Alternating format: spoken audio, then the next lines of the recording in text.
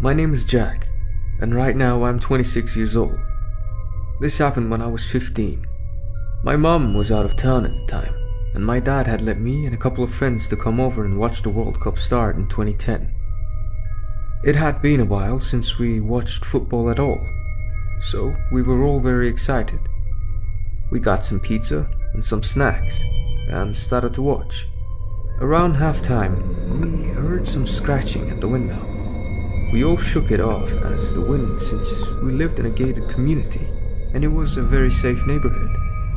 After the game, we started to watch a movie, and that was when things started to get out of control. We heard the sound again, only this time it was louder. My friend, let's call her Maya, got a bit freaked out and grabbed a baseball bat. My other friends, let's call them James, Alan and Steve, thought she was losing it, but at that point I was getting a bit suspicious too. So I turned on the security cameras on a smaller TV. Everything seemed okay, until we heard the noise again. We looked at the camera but nothing was there. So we called my dad, and he looked out the window. There was nothing there, so he said to calm down and watch the movie peacefully. We forgot about it for a while, until about 40 minutes later, when we went upstairs to grab more snacks. Our house was pretty big, and I felt the need to check every room, but I convinced myself that it was okay. We went downstairs again to resume the movie, and I decided to look at the security camera, and I nearly screamed. There was a man in a tattered LA Dodgers shirt and sweatpants, standing with a butcher knife in his hand at the living room window. He had a deranged look on his face, and his long, dirty, matted black hair made the situation even scarier. I motioned to my friends, and James almost screamed, but covered his mouth to prevent that. And before we could do anything, he went to the door and pounded on it, and said in a deep voice, "Open up, open up." Maya and I both grabbed our baseball bats again, but we were both shaking like crazy. I was pissed off and scared. We all slowly went upstairs to check to see if the doors were all locked.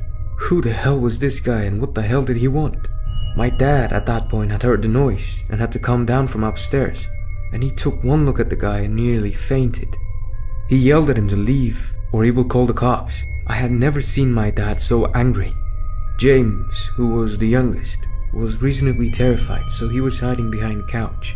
And Alan was just pale and frozen, while Steve had his fist clenched and had a deathly scared look on his face.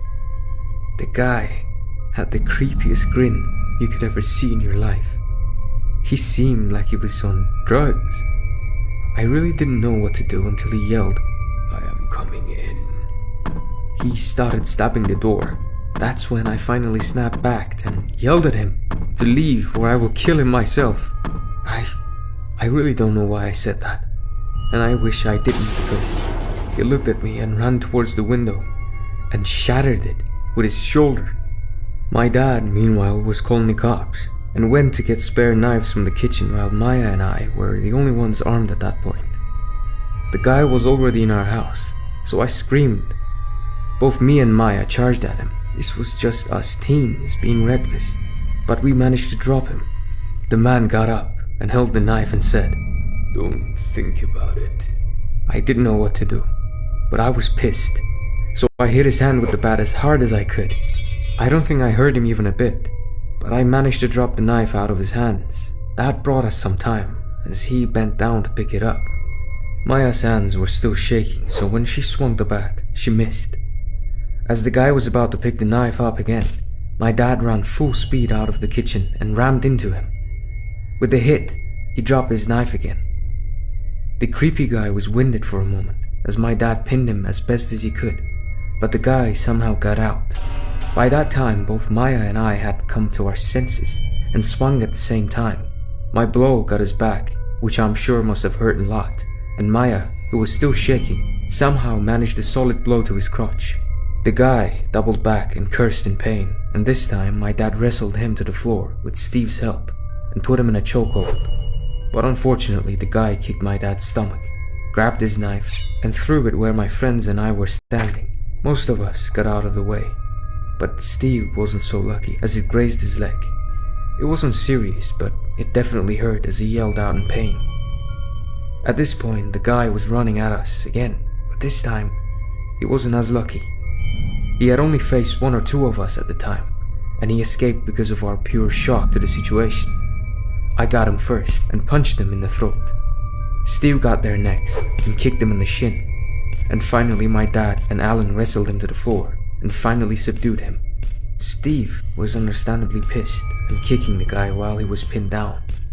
The guy kept saying stop, but my dad covered his mouth and he couldn't talk. The cops arrived about 10 minutes later and arrested the guy. At that point, the commotions awoke the neighbors, so the whole neighborhood was outside at that point, wondering what the hell was going on. The guy tried to resist the police, and we can all guess how that ended up working out for him.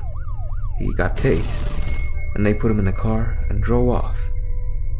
We later learned that the guy was a known criminal and was on the police's radar. He was probably a pedophile as well. As I said in the beginning of my story, I am 26, and I am still close with those friends. Most of us turned out fine, but Steve had to go to a therapist for a while.